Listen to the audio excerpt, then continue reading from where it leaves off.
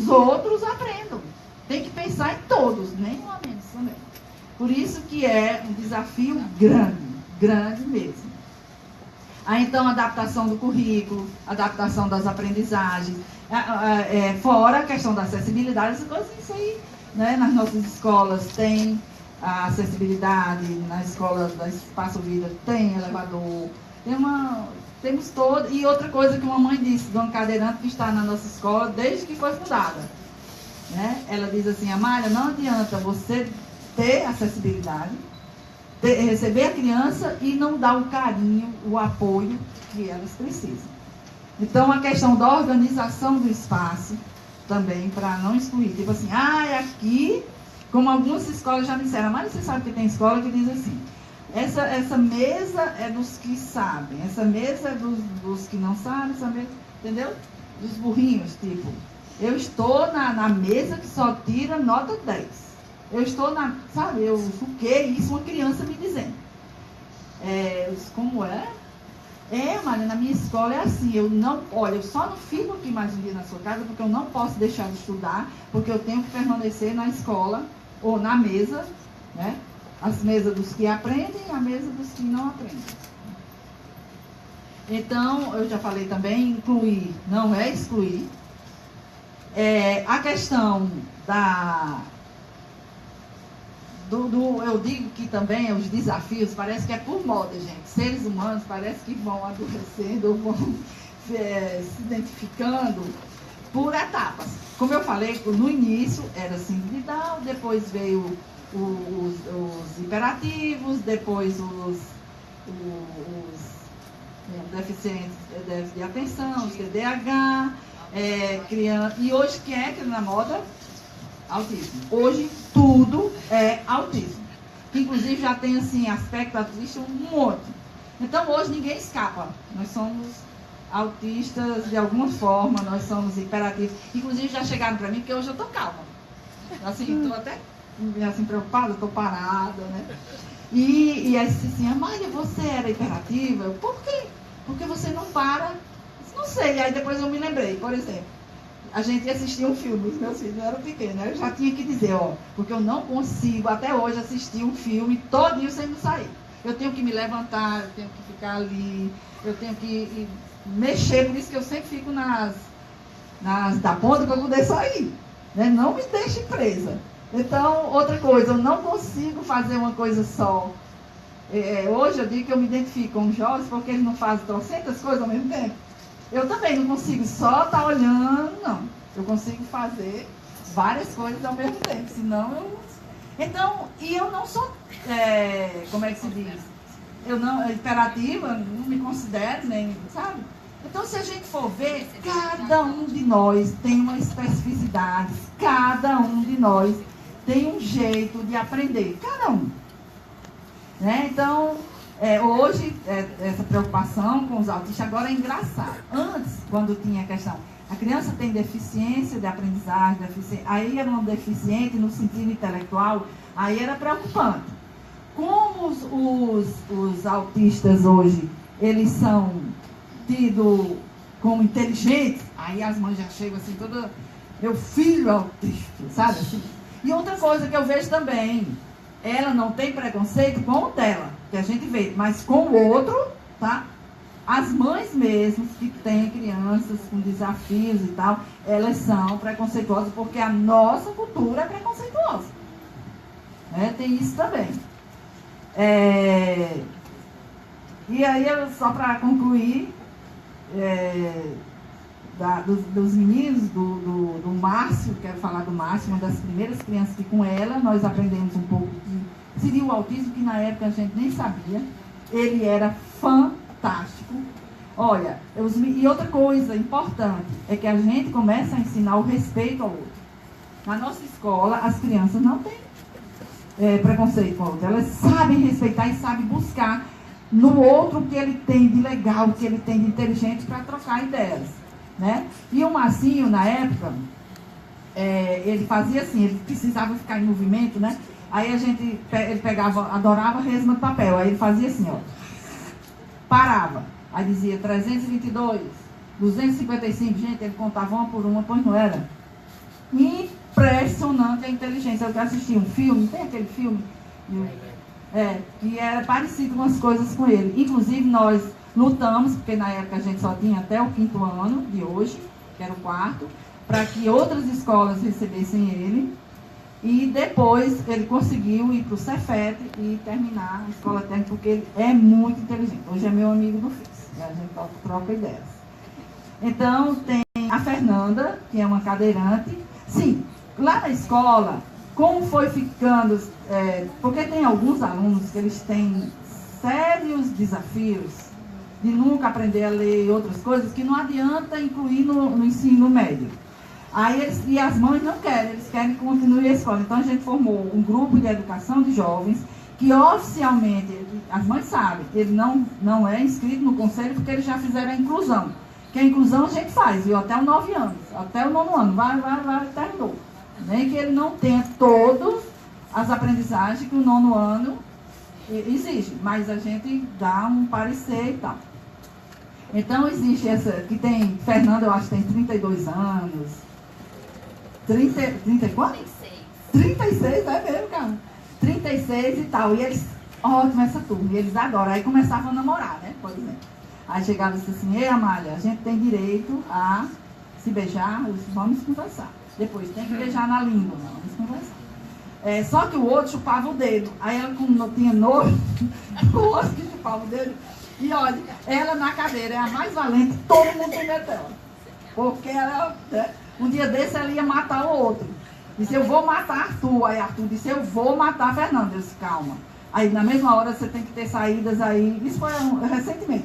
Aí eu peguei um instrumento uma flauta que eu tinha recebido de madeira, assim. Aí eu, olha aí, eu ganhei essa flauta. Ele esqueceu, rapaz, rápido que você tem que voltar para matar a Fernanda. Não, Amália, eu não quero mais fazer a Fernanda. Eu disse, não acredito não. Aí começa toda uma discussão, né? Então, assim, a gente vivenciar essas necessidades até sexuais, tudo, né? E um respeito, né? Aí eles perguntaram também se lá na escola podia fazer bebê, bucho. A Fernanda, eu, o quê? Amália, aqui a gente pode, eu não quero mais só beijo na boca, eu quero fazer bucho. Eu disse, olha, vamos pensar se isso é possível de repente, né? Aí a gente leva uma coisa assim, até ir conversar. Né? E são esses os desafios do dia a dia, são essas a vivência. Eu acho que a gente já tem muita experiência durante esse tempo todo, né? Como a Rosália, como a Célia, o Canarinho. E vamos, agora, essa história, por exemplo, na Espaço Vida, a gente já não cobrava extra. Então, essa lei, para que tem crianças que precisa realmente que você esteja perto, literalmente. Temos uma criança lá que ela é autista, mas tem uma inquietude, e belisca direto ela belisca. E ela é fantástica, ela tem uma inteligência fantástica. Ela lê sem nunca ler, a gente sabe que ela lê. Mas ela não lê oralmente, mas lê. E eu comecei um dia desse, só para finalizar, ela chegou e eu pensando assim, por que eu não me comunico com a Lena? Assim, aí eu disse, peraí, eu é que estou sendo incompetente de não saber me comunicar com a Lena. Então eu comecei um processo de comunicação que ela tem 9, do 3º ano, né? Ela tem 8 anos. 8 anos. Aí eu chegava, ela já tinha aquele. Aí eu fazia assim. Aí comecei com marmota. Aí, né, e trazendo outros alunos para fazer a mesma coisa, até o dia que a gente encostou um dedo no outro. Foi emocionante. E hoje a gente se abraça. Ela me abraça, ela já deixa de. A professora, que é uma pessoa assim da confiança, e vem comigo. E essa menina, eu vou até fazer uma exposição de artes dela, tanto no Iguatemi, agora em outubro, na Semana da Criança, e no Rio Mar. Ela desenha e fantasticamente. Sabe que é assim, fantástico? Eu já mandei, inclusive, os desenhos dela para o grupo lá da Unifor, em design, assim, eles ficaram ir para o jornal O Povo, porque é fantástico. Agora sim, tem que ser na hora que parece que baixa o santo, assim, aí tem que dar vários papéis e sai de perto dela, porque onde ela estiver, ela senta e é rápido, gente, tá. Sabe assim, aquelas pinturas de Monet, de grandes mestres, e é rápido, você não acredita que ela está fazendo uma rapidez daquela, tanto desenho fantástico. Tem uma característica dela, né? Então, eu acho que em cada criança, em cada pessoa, você tem que buscar as suas múltiplas linguagens e ver o que é que cada um, como é que cada um aprende, como é que cada um se comunica, e sem preconceitos. Normal. Então, ver as crianças ditas especiais, para mim, nem são especiais, são pessoas, né? Porque cada pessoa tem o seu jeito de ser. Eu não uso sapato trocado, que terminou sendo uma marca minha, por conta de um livro, Pé de Imaginação. Aí uma pessoa chegou e disse assim, tá trocado. Eu disse, não, da mesma coisa. Ela disse, a senhora é draustônica.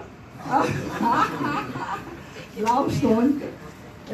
Então eu já me considero diferente, então já ando de sapato trocado, então as diferenças para mim Então eu agradeço, parabenizo você, viu, e todos. Eu nem falei, mas eu falo, viu? Pode falar. Boa noite a todos. Parabéns, Vitor Vasconcelos, né, por essa grande iniciativa.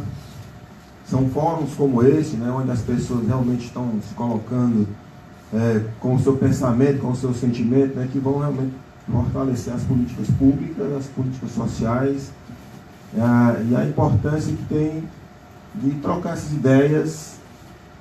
No meu caso, por exemplo, eu sou formado em engenharia elétrica, e na engenharia você aprende muito sobre sistemas, sobre controles, sobre planejamentos.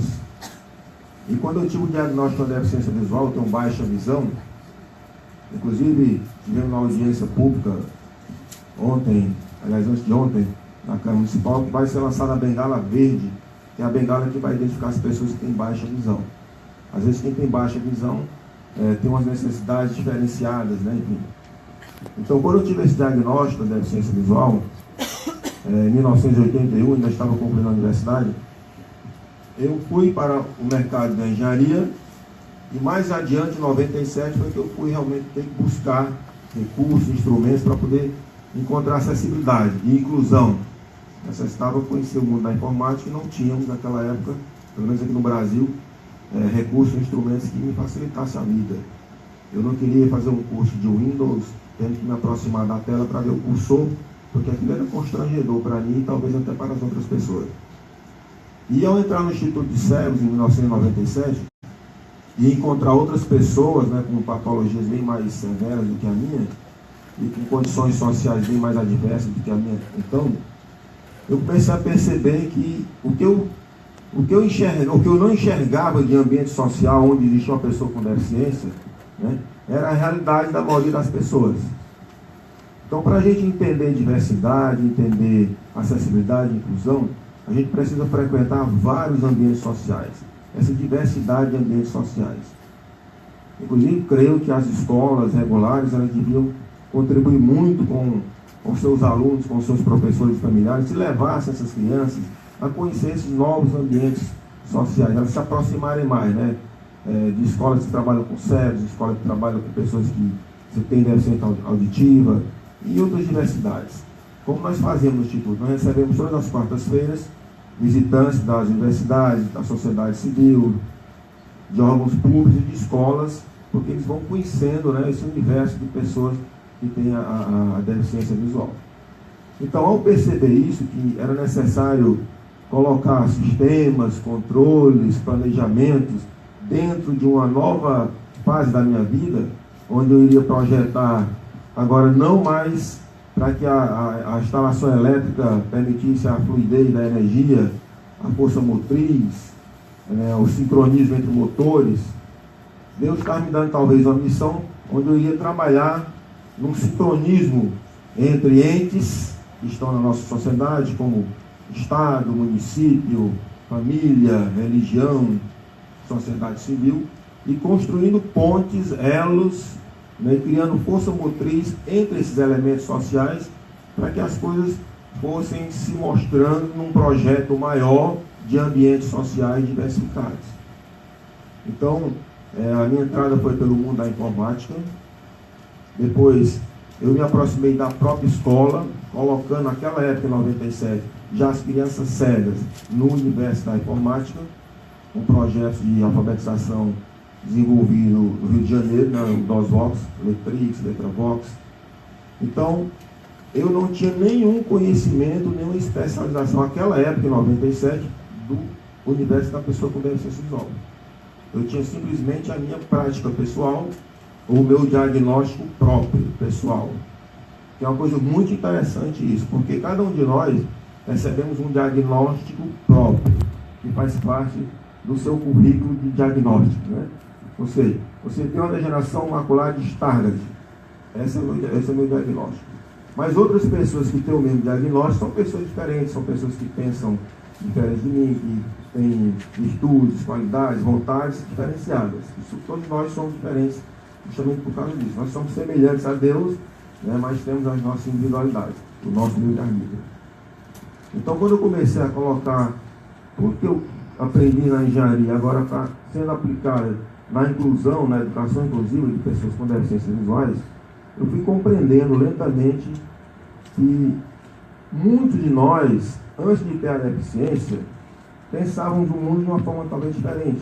Conheciam os ambientes, projetavam soluções para esses ambientes de forma diferenciada, porque não era o nosso mundo, não era o nosso universo. Até hoje, eu pego jornalistas, pessoas, entrevistando pessoas com deficiência visual e perguntando se ela foi alfabetizada em Libras, né? Às vezes a pessoa, ou então está falando com o deficiente visual, perguntando se ele sabe escrever em braille, né? Então são informações que hoje em dia são fáceis de pegar na internet, tá? Como diz um amigo meu, dá uma gulgada, né? E você tem lá todos os processos bem mais fáceis que nós tínhamos naquela época. Então, esse era o primeiro passo, né? Levar a minha sensibilidade, o meu descobrir naquele, entre aspas, novo universo, para fora dos muros do Instituto do Certo. E levar aquelas pessoas que estavam lá dentro, há muitos anos talvez, também para fora, para que elas dialogassem, né, com o que está lá fora, com a segurança ou insegurança, com a acessibilidade ou inacessibilidade, com a inclusão ou com a exclusão, de forma que você vai compreendendo o que você precisa contribuir, fazer, para que as coisas, de certa forma, se transformem. Então, quando se pensa em sistema, se pensa em sistema educacional. E quando se fala em sistema educacional, a gente volta lá aquelas figuras que eu falei, do Estado, da família, da sociedade civil. Então, esse sistema ele só funciona de forma correta e sincronizada, como se fossem motores, né, girando na mesma velocidade, na mesma potência, se todos esses elementos estiverem incluídos, né, nesse contexto. Ou seja, é a minha experiência pessoal, né, de conhecer as entranhas do poder público, de conhecer as entranhas da sociedade civil e de conhecer as minhas entranhas. Né, que existe uma linguagem que ela não se complementa. Às vezes o que o ente público fala, ou que a sociedade civil da comunidade de pessoas com deficiências fala, ou que outros organismos que formam a nossa sociedade falam nesse diálogo, às vezes é um diálogo desconexo, né? Porque há um assincronismo entre realidades, entre necessidades e entre potencialidades. Então, esse sistema educacional, se a gente for falar sobre ele, a gente vai levantar todos os processos do passado, contar todo aquele histórico, né, das lutas, e vamos talvez continuar num ponto onde nós nos encontramos já há muitos anos. Então, eu gostaria de usar a minha fala para olhar para um futuro, né, com uma visão nova, uma visão onde o educador ele já vai ser formado na universidade através de um currículo programático que o prepare, que o habilite, que o sensibilize, né, para que ele possa receber em sua sala de aula, em sua escola, em sua universidade, todos os educandos. Ou seja, independentemente do perfil físico, do perfil social, ele se preocupe somente com o perfil daquela pessoa que necessita auferir ganhos, né, através do sistema educacional.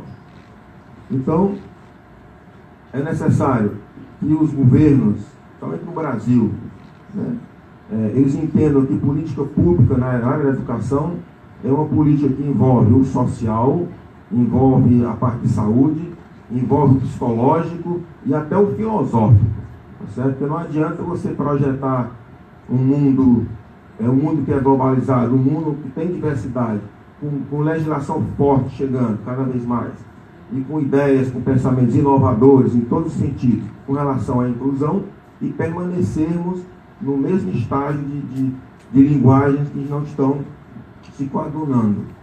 Não é isso? Então, por isso que é importante que a pessoa com deficiência está lá nesse sistema, seja ele qual for que seja, mas que forma a sociedade dentro dessa diversidade, seja protagonista, né, de todos os processos. Hoje, nós fizemos no Instituto de Cegos, em celebração de 75 anos, na casa, que foi 19 de setembro, a entrega de um troféu que nós criamos lá na nossa Academia de Letras e Artes, chamada Candeia Cultural Cearense.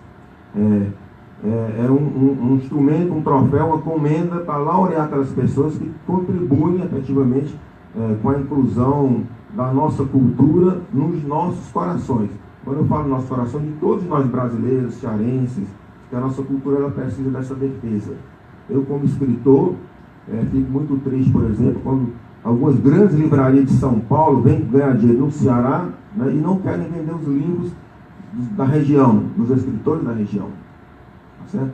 Então, quando a Candeia Cultural foi criada, era justamente para incentivar, estimular, homenagear as pessoas que têm essa visão de que a nossa cultura ela precisa ser observada e implementada nas escolas, nas famílias, nos nossos corações. Então, a candeia cultural, ela pode ser uma candeia na área da oftalmologia, por exemplo. Os médicos que trabalham fazendo seus diagnósticos, encontrando novos caminhos para pessoas que têm deficiência visual, eles estão sendo candeias oftalmológicas. Professores, né, são candeias de formação social e pessoal. Nós, cada um de nós somos candeias, ou com deficiência ou sem deficiência. Em algum momento das nossas vidas, nós iluminamos alguém, nós fomos iluminados por alguém. Então, eu gostaria de deixar essa minha mensagem para que esse grupo, esse fórum, passe a pensar, dialogar sobre essa nova inclusão, né? A inclusão dessa linguagem, onde a gente pegue toda a experiência que já temos do passado e façamos uma projeção para um futuro, onde a família é uma família já diferenciada da que nós conhecemos, onde os gestores são gestores que precisam ser diferenciados, né? Conhecer a miúde, começando colocando em cada setor das suas secretarias, do seu organismo de poder, né? Pessoas, organizações, autoridades que conheçam, né, realmente como é que funciona, como é que deve funcionar a educação inclusiva. Vou finalizar minha fala. Não é uma crítica, certo, Vitor, certo, componentes da mesa, pessoas presentes aqui. Ela não é uma crítica, ela é apenas uma observação, né? Eu não pude estar hoje lá no Paulo Sarazate, num evento que foi construído pela Prefeitura de Fortaleza e pela Copedev, né? Porque eu estaria lá se fosse no dia que estava programado, né? Era no dia 20, depois passou 20 de manhã e depois foi para 21 à tarde. Então, realmente, em função da candeia cultural, do troféu Paulo Pessoa que nós entregamos hoje, eu não podia me ausentar lá no Instituto. Mas não conversei com ninguém ainda sobre o evento, mas digo com certeza, sem medo de errar. Este fórum, ele trará muito mais políticas públicas de inclusão na área da educação, ou em qualquer área que seja da saúde, da cidadania, né, do que em outros vários eventos que são formatados no dia 21, como o Vitor bem explicou, para que seja mostrado como agenda política, né? Amanhã ainda é 21, depois da manhã ainda é 21. E essa agenda política ela está tendo que ser presente em todos os anos das nossas vidas. Qual é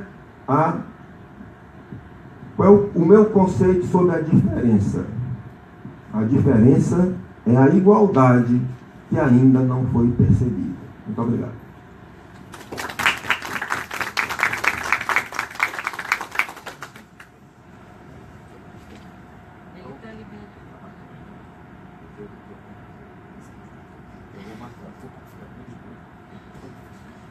Pessoal, boa noite. Boa noite aos colegas aqui da mesa. Eu estava perguntando ao Vitor se ele estava marcando o tempo. E aí resolvi marcar, porque eu estava dizendo, não vou confiar não, mas não é nele, não é em mim. Eu sei que eu falo demais. E também normalmente falo de pé, mas hoje não vou falar de pé. Pela mesma razão que eu fiquei muito aliviado quando a primeira pessoa escolhida a falar foi a Amália. Porque eu estava muito emocionado com as lembranças da Nádia. Mas eu vou deixar para falar sobre isso no final, para até não afetar aqui o conteúdo que eu acho que eu devo contribuir com a mesa, e depois eu trago essa sensibilidade que nos mobiliza a todos, nos inspira a lutar.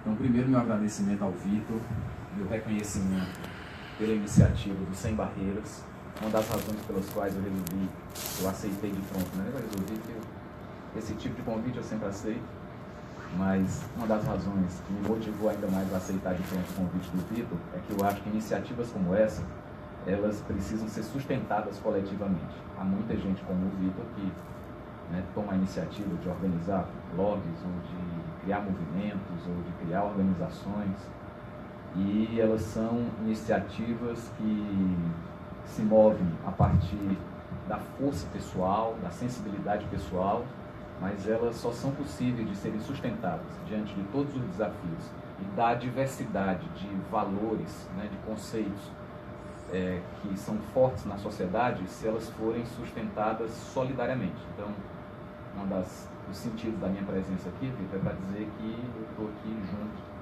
para sustentar essa iniciativa com você, do Sem Barreiras, e de todas as outras lutas que são movidas por esses mesmos valores.